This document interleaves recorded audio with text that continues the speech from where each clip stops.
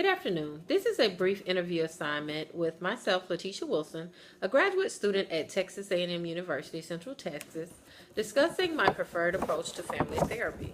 My husband will be assisting me by asking me a few questions. Please summarize your approach to family therapy. Structural family therapy is a method of psychotherapy developed by Salvador Minuchin, which addresses problems in functioning within a family.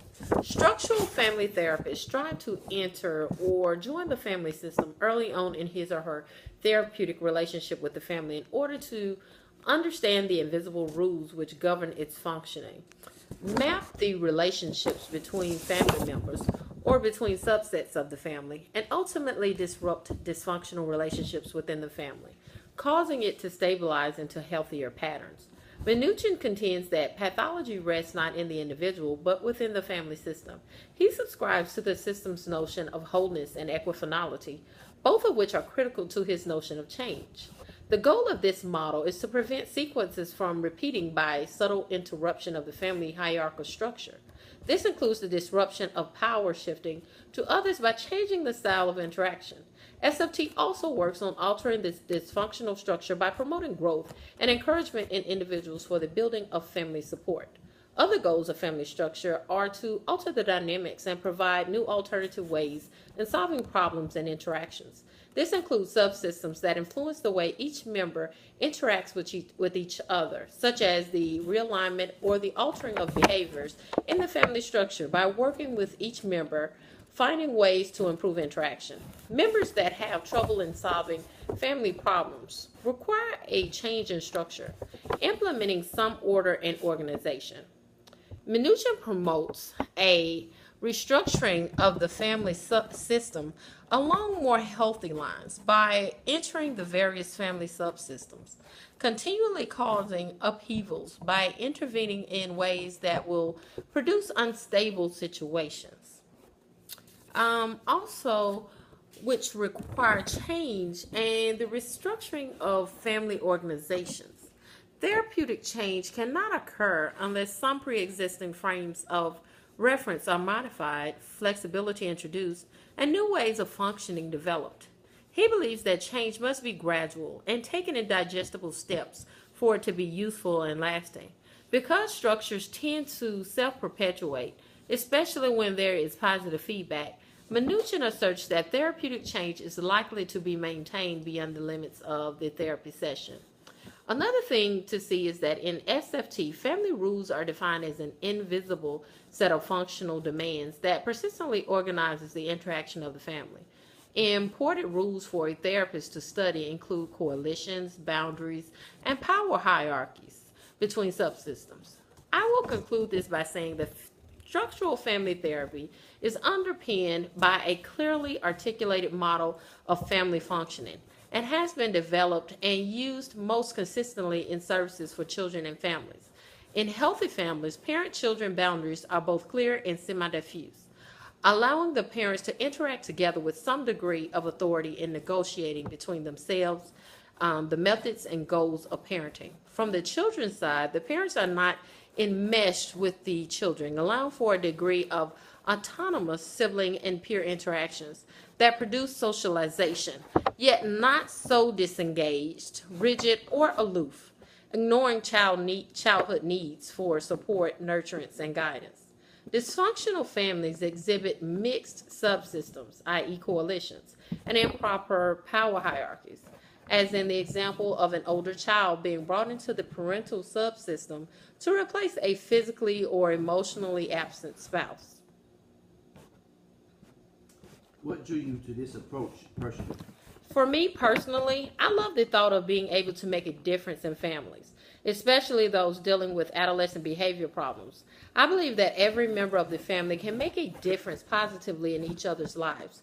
To do this, they must learn to use what they have, start where they are, and do what they can. And the structural family therapy approach is one that I feel captures this belief immensely. Also, this approach is the catalyst along with strategic family therapy that guides the brief strategic family therapy, or BSFT, which considers adolescent symptomology to be rooted in maladaptive family interactions. Inappropriate family alliances overly rigid or preamble family boundaries, and parents' tendency to believe that a single individual, usually the adolescent, is responsible for the family's troubles. BSFT operates according to the assumption that transforming how the families function will help improve the teen's presenting problem. Being in numerous situations where I saw children being burdened down as the cause of everything wrong in their family lives, I feel that a change is needed in redirecting the negative thought process, interactions, and behaviors to bring about a better way of functioning for the whole family as well as the individuals. Another thing that I love about this approach is that it attempts to ensure that everyone in the family is incorporated in the changes being made, and not just individual members, which could cause unfair isolation. SFT is similar to other types of therapies categorized under the psychological framework of family systems therapy. These types of therapies view the family unit as a system that lives and operates within larger systems such as the culture, the community, and organizations. This system ideally grows and changes over time, but sometimes a family gets stuck, often resulting from behavioral or mental health issues of one of its family members. Rather than focus on the individual's pathology, however, SFT considers problems in the family structure, a dysfunction in the way the family interacts or operates. SFT does not maintain that the family's interactions or transactions cause the pathology, but rather the family's transactions support or encourage the symptoms. Apparently, a therapist employing SFT must first assess the family's interactions, figuring out the family's hierarchy, alliances within the family, such as mother and son against a father, or siblings against another sibling, or siblings. The therapist composes a map or flow chart describing the process that a family unconsciously follows. Then, based upon this, the therapist imposes a disruption, not to cause chaos, but instead to restore order. I just love the flow of this approach and how it allows all involved to go on a journey of rediscovery. It is almost like one who goes blind after having their sight, then through skillful surgery, opening their eyes once again and seeing a different perspective from the one they had before. Now they are able to have a greater understanding of what they see. And from the family structure approach, the objective is to understand how members of a family structure can learn to solve problems with a greater understanding of interaction. This is what drew me and still draws me to this approach. Can you describe any key interventions associated with this approach? As I alluded to in my answers before, primarily structural therapy uses family mapping to join and accommodate the family setting. In addition, these areas pertain to family rules, patterns, and structure. Minuchin describes 6 areas of observation that are identified in the family structure.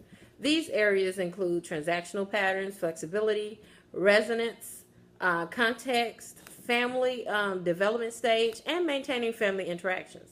In reference, intervention methods are based on directives that feed the symptom by giving a set of instructions to emphasize communication. The model also conceptualizes the problem with finding the right strategy to understand the issue with clarity. According to Nicholas, Minuchin used 3 overlapping phases in the process of structural family therapy.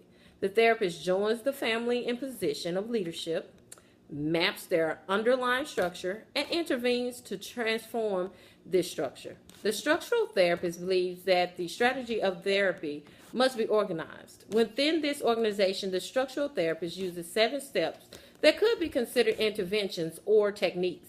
The first step is joining and accommodating. In this step, the therapist attempts to disarm defenses by building an alliance of understanding within each member of the family. In the second step, the therapist provokes family members to talk among themselves to produce enactments. Enactments help the therapist discover many things about a family structure. According to Nichols, again, structural family therapists try to assess the interrelationship of all family members by the third step of structural mapping. In the fourth step, structural therapists highlight and modify interactions. In this step, the therapist may use the technique of intensity, which is facilitated by using strong affect, repeated intervention, or prolonged pressure. Shaping competence is another method of modifying interactions by highlighting and reinforcing the positive. The fifth step distinguishes boundary making or the negotiation of boundaries between members of a relationship and between members of the outside world. The sixth step consists of unbalancing. In this step, the therapist aims to change the relationship within a subsystem. Finally, in the seventh step, the therapist challenges unproductive assumptions that support structural problems. How would you describe this approach in one sentence? This is kind of long, but structural family therapy helps identify family interactions by identifying the organization of that family, setting and then implementing a restructuring plan to create a more healthy system, with an ultimate goal of the therapist being to change or modify the family map or structure, or in other words, to get it unstuck from its harmful transactions that are supporting and amplifying certain issues or problems. Thank you so much for your participation.